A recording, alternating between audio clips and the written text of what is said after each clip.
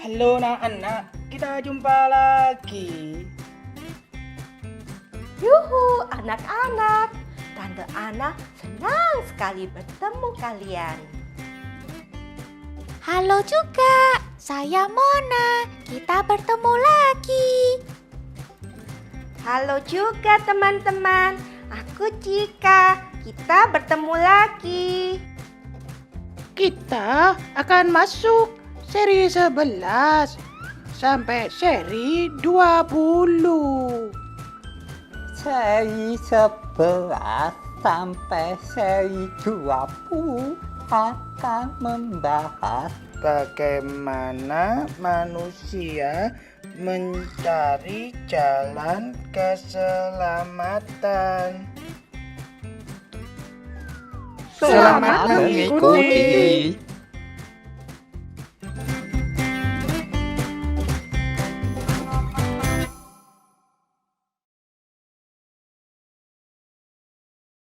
Halo teman-teman. Wah. Senang sekali ya Boy. Betul, senang sekali jika kita bisa buka acara hari ini. Iya, kita buka acara asik. Ya, hari yang ke-18. Wah, Cika, Ya, kemarin kan sudah rapotan nih. ya. Bagaimana kabar rapotmu, Cika? Cika malu. Kok malu? Iya, Kenapa? ya gitu sih. Maksudnya gimana toh, Cika? Rapotnya ya gitu-gitu sih. Tapi naik kelas kan? Iyalah, Cika masih naik kelas. Ya bersyukur Cika bisa naik kelas. Iya.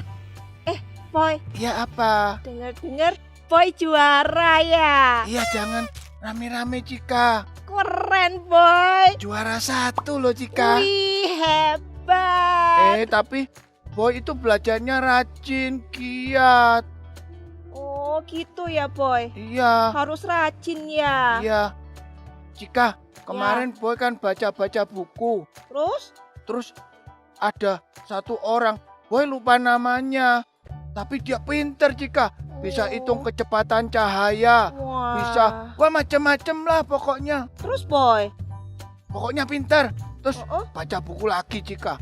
Ada orang-orang pinter kumpul buat pesawat pengen ke bulan. Sekalian mungkin mau cari Tuhan. oh. Terus ketemu sama Tuhannya di bulan. Ya itu Cika, mereka ternyata tidak ketemu dengan Tuhan. Oh, ya ngapain jauh-jauh ke bulan, gak ketemu sama Tuhan. Ya namanya kepengen tahu Cika. Waktu nggak ketemu ada orang yang bilangnya gini, aku tidak percaya kalau Tuhan ada. Loh. Tuhan kan ada ya Boy. Ya ada, makanya Boy sekarang jadi khawatir. Boy pengen pinter tapi takut lama-lama nggak percaya kalau Tuhan ada. Iya ya, kalau jadi orang pinter tapi gak percaya Tuhan ya percuma ya Boy. Iya, doakan ya supaya Boy tetap pinter tapi tetap percaya Tuhan. Iya Boy. Boy, Apa? Boy bisa mimpin nyanyi nggak? Ya nggak bisa lah Cika. Jika ya nggak bisa. Tak pikirnya Cika bisa. Eh, Kita panggil saja ya Bu Gina yang pimpin ya. iya. Kita Ayo. duduk saja di bawah sana. Iya, Bu Ayo, Gina. Bu Gina. Bu, ayo Ayo. pimpin, Bu. Ayo Bu Gina.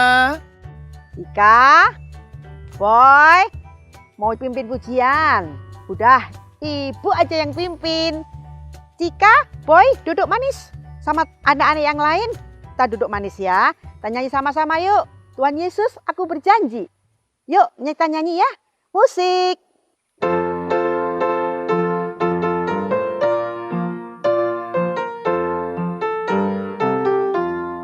Tuhan Yesus, aku berjanji jadi muridmu yang setia, rajin berdoa, baca Alkitab, selalu bersaksi bagimu. Akal iblis aku menolak,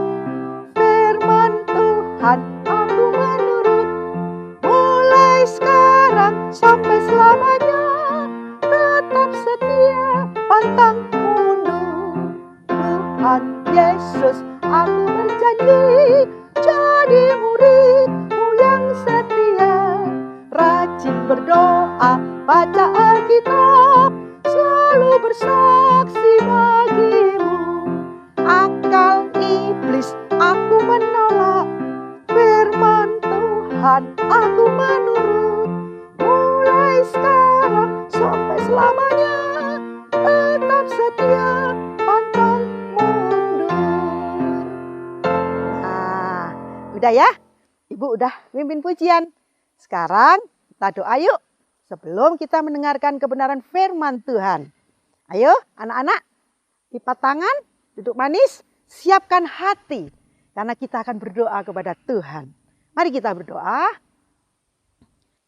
Allah Bapa kami yang bertahta dalam kerajaan surga, Allah yang maha besar dan maha pengasih.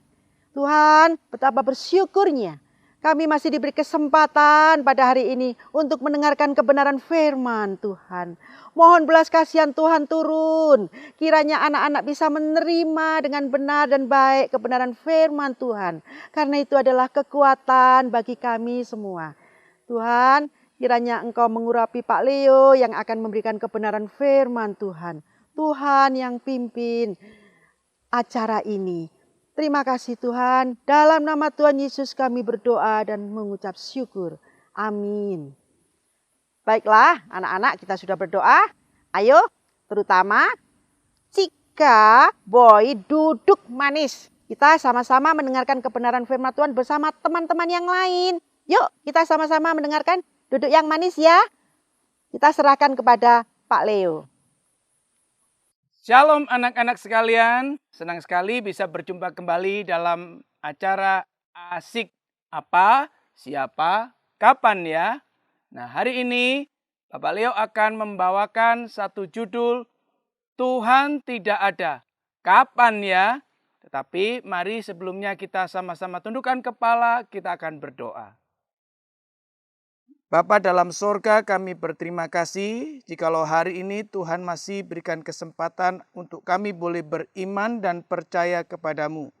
Tuhan tolong supaya bukan hari ini saja kami boleh beriman dan percaya kepadamu, tetapi sepanjang umur hidup kami sampai kami boleh berjumpa dengan Tuhan. Terima kasih ya Tuhan, tolong pimpin renungan hari ini dari awal sampai akhirnya, kiranya kuasa Roh Kudus menaungi kami. Dalam nama Tuhan Yesus kami berdoa. Amin. Anak-anak sekalian, seperti tadi judulnya, Tuhan tidak ada. Kapan ya? Mungkin kalian bertanya, masa sih Pak, di dunia ini ada orang yang tidak percaya kalau Tuhan ada? Di dunia ini bukan saja ada, tetapi banyak sekali orang yang tidak percaya kalau Tuhan itu ada. Orang-orang yang semacam ini itu ada dua golongan atau dua macam. Yang pertama memang mereka orang yang tidak beragama atau dengan kata lain memang mereka tidak percaya kepada Tuhan. Tetapi ada orang-orang yang tidak berani berterus terang kalau mereka tidak percaya dengan adanya Tuhan. Mereka sepertinya kalau kalian tahu KTP, kartu tanda penduduk, ditulis mereka masih beragama, tetapi sebenarnya mereka tidak percaya akan Tuhan. Nah, tentunya ada yang menyebabkan orang-orang yang seperti ini. Maksudnya, menyebabkan orang menjadi tidak percaya kepada Tuhan. Untuk tahu hal ini, kita tidak bisa langsung, ini tidak percaya, itu percaya, tidak. Tapi mari ya kita sama-sama mempelajarinya. Kenapa sih orang sampai tidak percaya kepada Tuhan? Anak-anak sekalian, ketika kalian melihat saya menggerakkan tangan seperti ini, menggerakkan tangan seperti ini, atau kaki saya seperti ini, atau kepala seperti ini, ke mata berkedip-kedip, kalian tentunya bertanya, apa ya yang menyebabkan tangan saya bisa bergerak, kepala saya bisa digelengkan, ataupun kalian sendiri yang sedang di rumah, sedang menggerakkan tangan. Kalian bertanya, apa yang menggerakkan? Tapi ada juga yang tidak kita lihat bergerak seperti ini, tetapi bergeraknya terus-menerus tidak pernah berhenti. 24 jam? Ya, 24 jam.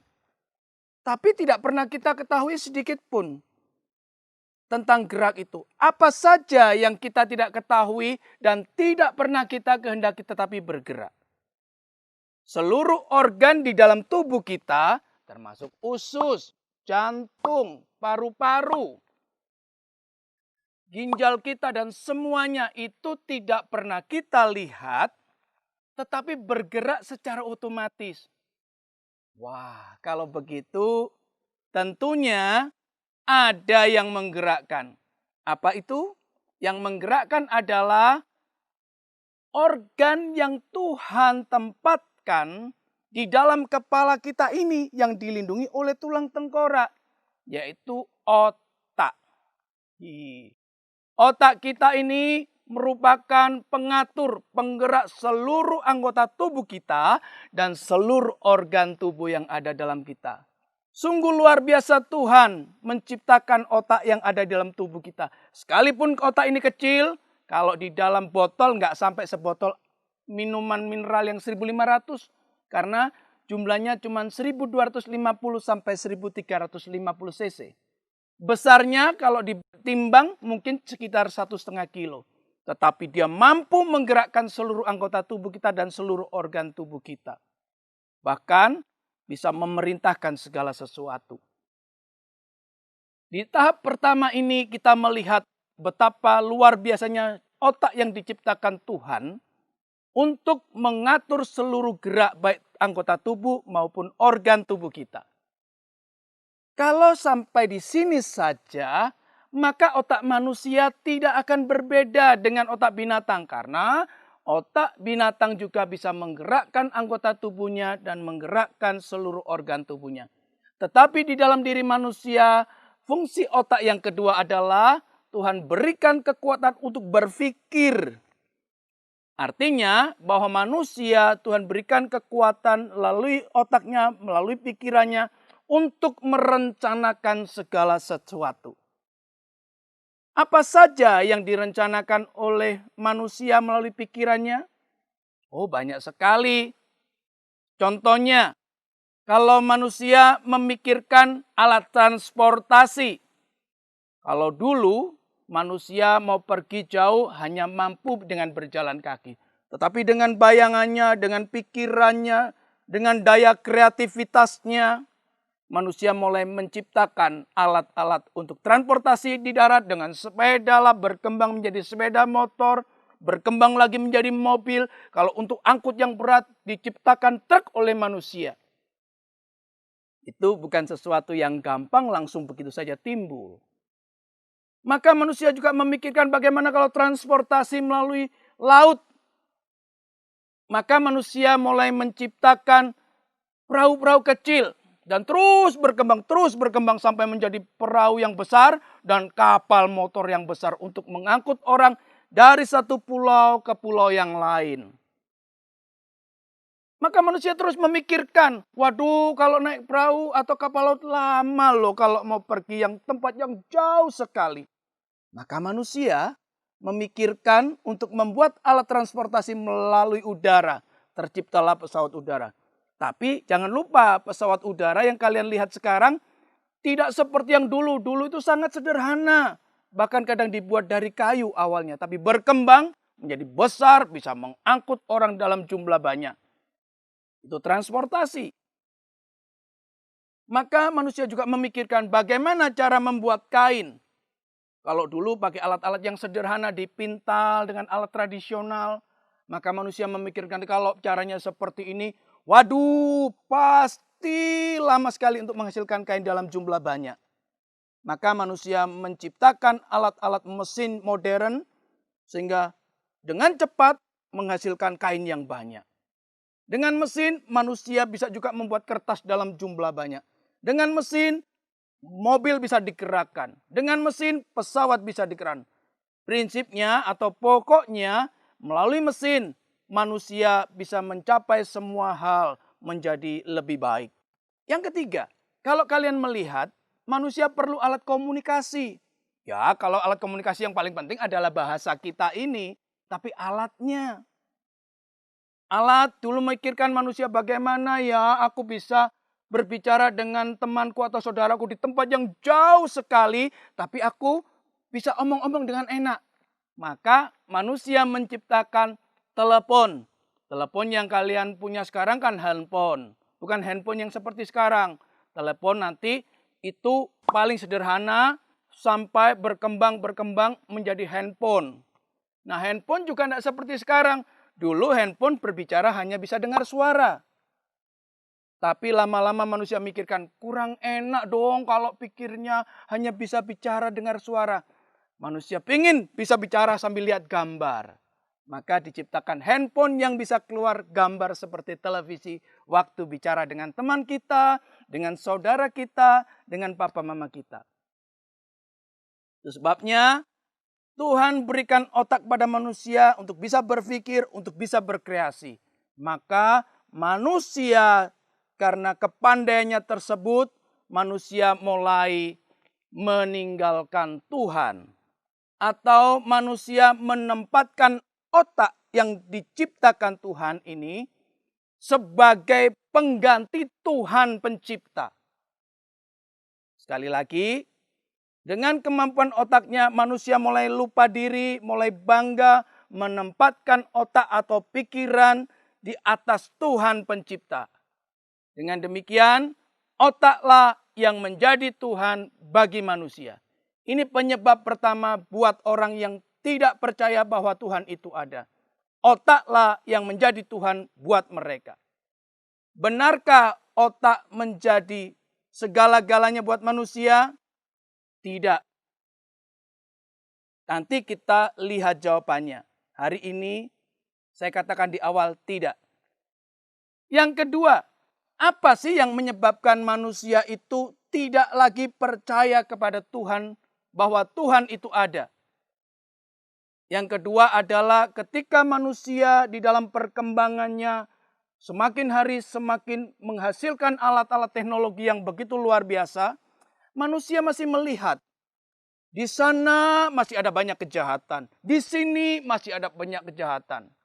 Dan kejahatannya semakin hari semakin bertambah-tambah. Manusia masih melihat ada banyak ketidakadilan di mana-mana terjadi. Manusia masih melihat ada banyak penyakit di mana-mana dan sulit diobati. Di mana-mana masih banyak penindasan, penderitaan. Sehingga manusia berpikir, jikalau Tuhan ada, kenapa semua ini bisa ada? Dan kenapa sampai hari ini ada? Maka manusia mulai meragukan dan mulai membuang Tuhan. Maka manusia mengambil kesimpulan, Tuhan tidak ada. Dan hari itu juga manusia yang mengatakan seperti itu. Mereka ingin menggantikan dirinya menjadi Tuhan. Dengan pikirannya tadi yang saya katakan, dijadikan Tuhan, manusia bersama-sama dengan pikirannya menjadi Tuhan atas seluruh alam ini.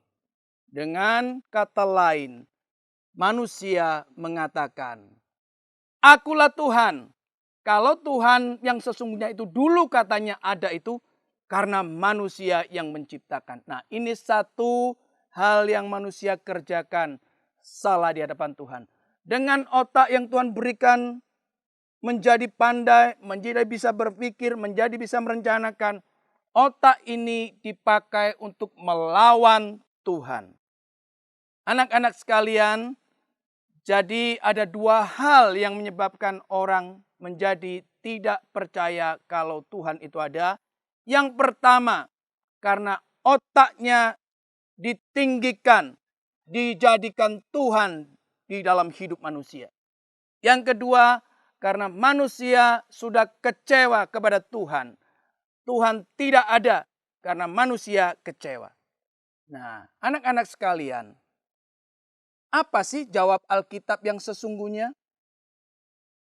Nanti kita akan melihatnya ya secara bersama-sama, tetapi saya akan mengajak kalian. Benarkah kemampuan otak manusia itu melebihi segala-galanya?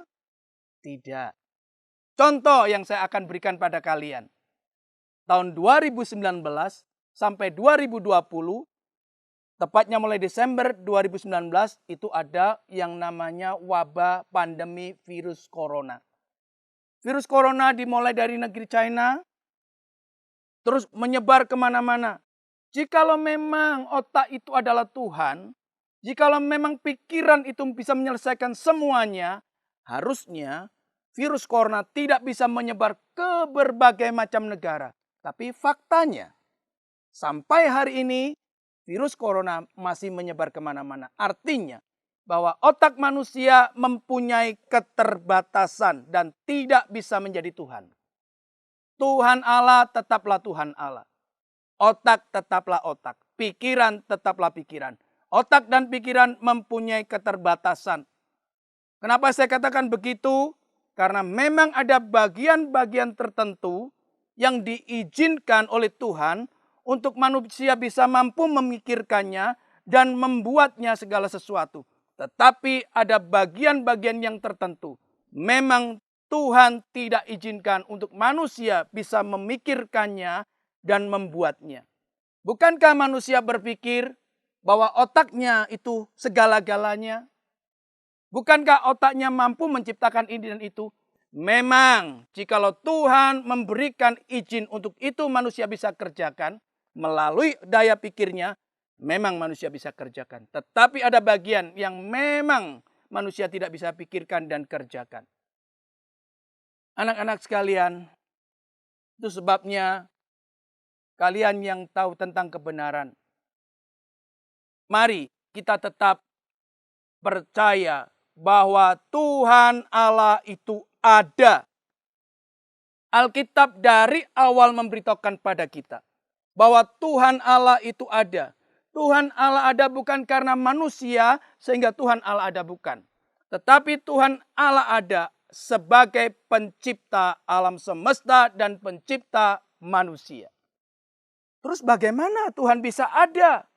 Bukankah segala sesuatu yang ada pasti ada penciptanya? Contohnya, kalau saya pakai baju, pasti ada yang menciptakan kainnya, menciptakan bajunya. Tetapi tidak dengan Allah yang hidup. Allah yang hidup itu ada karena dirinya. Dia tidak bergantung pada siapa-siapa. Dia tidak bergantung pada apapun. Karena dia ada memang dari sananya dia sudah ada. Kitab Kejadian pasal 1 menuliskan, saya akan membacakan seperti ini. Pada mulanya Allah menciptakan langit dan bumi. Pada mulanya berarti Allah itu ada walaupun tidak ada yang menciptakan. Karena keberadaan Allah memang ada dari awalnya Allah ada. Dan tidak bergantung pada siapapun, tidak bergantung pada apapun. Bahkan dikatakan Allah menciptakan langit dan bumi. Anak-anak sekalian, orang-orang yang tidak percaya bahwa Tuhan ada mengatakan bahwa bumi ini terjadi dari benda-benda di langit yang meledak. Dan terjadilah pecahan-pecahan salah satunya bumi. Benarkah demikian? Alkitab mengatakan Allah yang menciptakan langit dan bumi. Tidak ada tempat lain planet yang bisa ditempati oleh manusia untuk hidup kecuali bumi ini. Bumi ini diciptakan oleh Tuhan begitu lengkap. Kita menghirup udara. Bisa dan hidup. Di tempat lain manusia tidak akan bisa hidup. Yang kedua, bagaimana dengan manusia? Orang yang tidak percaya kepada Tuhan mengatakan bahwa manusia itu bukan dicipta dari debu tanah, tapi terbentuk dari bagian yang paling kecil yang disebut sel. Sel ini berkembang dari kecil menjadi besar, menjadi besar, menjadi besar, besar. Ada yang jadi binatang, jadi tidak langsung manusia. Maka binatang yang lebih sempurna menjadi manusia. Kalau memang itu betul, mana buktinya? Sampai hari ini tidak ada satupun binatang yang ada di sekitar kita yang bisa berubah menjadi manusia. Karena memang dari awal Tuhan menciptakan binatang ya binatang, manusia ya manusia. Jadi kalian tahu teori itu salah. Manusia dicipta dari debu tanah, itu kata firman Tuhan. Anak-anak sekalian, kita bersyukur sekalipun kita tidak pandai seperti orang-orang yang mengaku dirinya pandai sehingga tidak percaya kepada Tuhan, tapi kita bisa melihat. Kita bersyukur bahwa kita dicipta dari debu tanah, tetapi di dalam diri kita ada napas hidup yang Tuhan hembuskan di dalam hidung kita. Kita bersyukur untuk hal ini. Yang berikutnya, benarkah otak itu merupakan segala-galanya, berpikir apa yang diinginkan, terus bisa terjadi? Tidak selalu, sekali lagi. Ada banyak bukti. Coba sampai hari ini. Pengennya virus corona habis, berhenti, mati total. Nggak mungkin. Anak-anak, hari ini saya mengajak kalian bahwa otak bukan segala-galanya. Mungkin kalian bertanya, loh Pak, orang-orang yang tidak percaya kepada Tuhan itu bisa loh menciptakan hal-hal yang mereka inginkan. Seandainya menciptakan mobil yang kecepatannya sangat tinggi, bisa. Kenapa bisa? Karena memang Tuhan izinkan.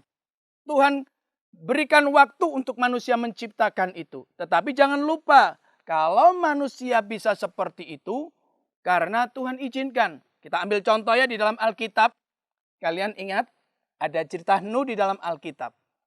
Nuh itu seorang petani. Tetapi tiba-tiba dia mempunyai tugas yang Tuhan berikan di dalam dirinya untuk membuat bahtera yang besar. Besarnya itu kira-kira sebesar lapangan sepak bola panjangnya bahtera itu. Tidak mungkin seorang petani tiba-tiba bisa mempunyai kepandaian untuk membuat bahtera yang besar. Karena Nuh mau menurut, Nuh taat, otak Nuh, kepandaian Nuh dipimpin oleh Tuhan. Maka dia bisa membuat bahtera. Jadi bukan karena manusia pandai, bukan karena manusia pintar, bukan karena otaknya yang bagus, tetapi karena Tuhan yang memimpin selangkah demi selangkah untuk Nuh bisa membuat bahtera itu. Anak-anak sekalian, coba kalian juga ingat. Yusuf yang di dalam cerita ketika ada di Mesir. Yusuf yang masih muda. Mana mungkin Yusuf bisa mengartikan mimpi Firaun? Tidak mungkin.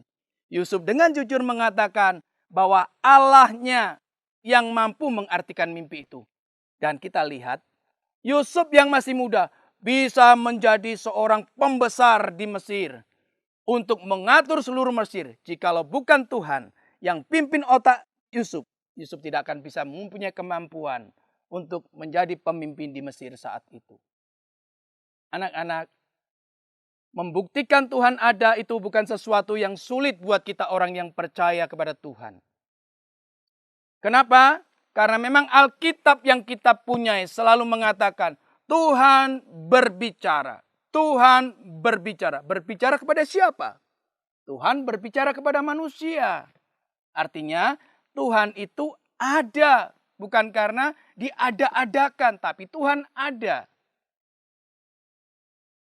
Wah Pak, kalau itu kan Tuhan tidak kelihatan. Loh, Tuhan di dalam perjanjian lama juga pernah menampakkan dirinya. Tetapi yang paling jelas adalah Tuhan itu ada melalui pribadi yang pernah hadir di muka bumi ini. Melalui pribadi Yesus Kristus. Itu sebabnya sangatlah salah jika orang mengatakan Tuhan tidak ada. Tuhan ada. Tuhan membuktikan dirinya ada. Masuk di dalam sejarah manusia. Supaya manusia boleh tahu bahwa Tuhan itu ada. Sekali lagi, Yesus Kristus adalah Allah yang menjadi manusia. Supaya manusia boleh tahu bahwa Allah itu ada. Anak-anak, ada satu pengetahuan yang umum sekali yang untuk membuktikan Tuhan itu ada. yang biasa umum dikerjakan oleh manusia yang beriman kepada Tuhan. Mengatakan, bukti Tuhan itu ada adalah alam semesta ini yang diciptakan oleh Dia. Seperti tadi Bapak kasih contoh, kalau ada baju ini pasti ada yang membuat. Kalau ada kursi, meja pasti ada yang membuat. Tetapi membuatnya dari bahan yang sudah ada, diciptakanlah bentuk yang lain. Tetapi Allah menciptakan alam semesta ini dengan firman-Nya. Kita bersyukur kalau kita bisa tahu bahwa Tuhan Allah bukan kata orang, tetapi kata Alkitab yang sudah kita punya ini. Anak-anak sekalian, yang perlu kalian ketahui adalah bahwa orang-orang yang mengatakan Tuhan tidak ada, mereka ternyata tidak bisa membuktikan kalau Tuhan tidak ada. Kita sebagai orang yang beriman bisa membuktikan Tuhan ada melalui catatan, tulisan yang tertulis di dalam Alkitab. Sekali lagi buktinya apa? Melalui alam semesta ini diciptakan oleh Tuhan Allah. Yang kedua, Tuhan Allah selalu berkata kepada manusia. Yang ketiga, Tuhan Allah membuktikan bahwa Yesus Kristus itu adalah Allah yang hadir di muka bumi dan masuk di dalam peristiwa sejarah manusia. Supaya manusia boleh tahu bahwa Allah itu ada. Puji Tuhan, kita sudah boleh belajar bahwa yang dikatakan orang Tuhan itu tidak ada, itu adalah salah dan tidak benar. Tetapi kita sudah belajar membuktikan dengan Alkitab, Tuhan itu ada. Mari kita sama-sama tundukkan kepala, kita berdoa. Bapa kami di sorga, kami berterima kasih kalau hari ini kami sudah boleh belajar bahwa Tuhan itu ada. Kami juga bersyukur kalau ternyata di sekitar kami boleh tahu ada banyak orang yang tidak percaya bahwa Tuhan ada. Berikanlah kepada kami hati yang mengasihi mereka, supaya dengan mulut yang kami punyai, kami boleh memberitakan kepada mereka bahwa Tuhan itu ada dan hidup, bahkan mengasihi mereka. Supaya mereka boleh punya pengharapan di dalam keselamatan Tuhan. Terima kasih Tuhan. Dalam nama Tuhan Yesus kami berdoa. Amin. Anak-anak sekalian, kita akan bertemu kembali di dalam sesi berikutnya. Kiranya kalian boleh mempersiapkan diri. Dan kita akan bersama-sama boleh diberkati dalam sesi-sesi yang berikutnya. Terima kasih, Tuhan memberkati. Shalom. Dadah. Nah, anak-anak, tadi sudah mendengarkan kebenaran firman Tuhan yang sangat bagus yang dibawakan oleh Pak Leo. Nah, kita jadi mengerti ya, apa itu yang tadi disebutkan semua harus tertanam di dalam hati. Nah, sekarang kita akan berpisah, tapi kita nyanyi dulu, puji Tuhan dulu, memuji Tuhan. Lagu yang sangat bagus dan indah ini dikarang oleh Pendeta Stephen Tong. Kita nyanyi satu lagu, setelah itu kita tutup dalam doa. Yuk, musik.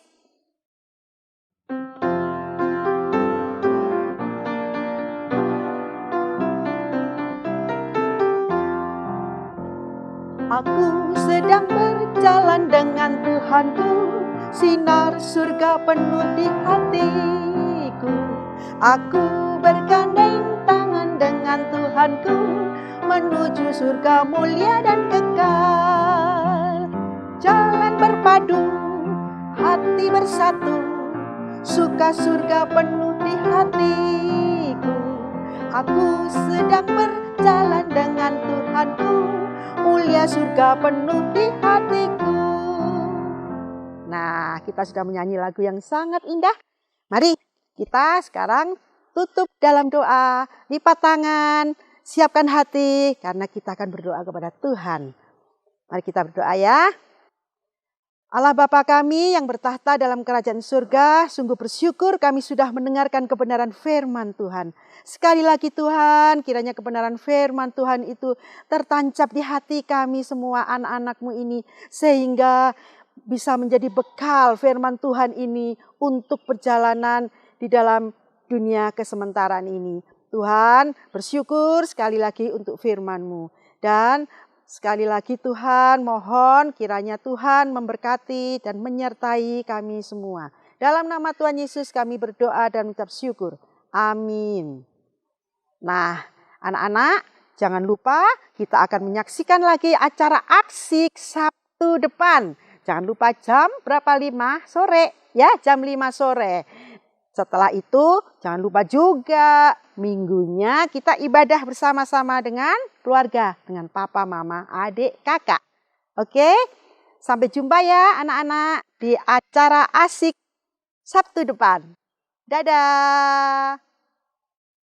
Aduh, si Budi. Tante dengar dari jauh.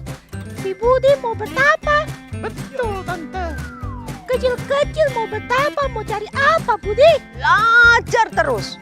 Tidak nonton TV. Tidak pergi jalan-jalan.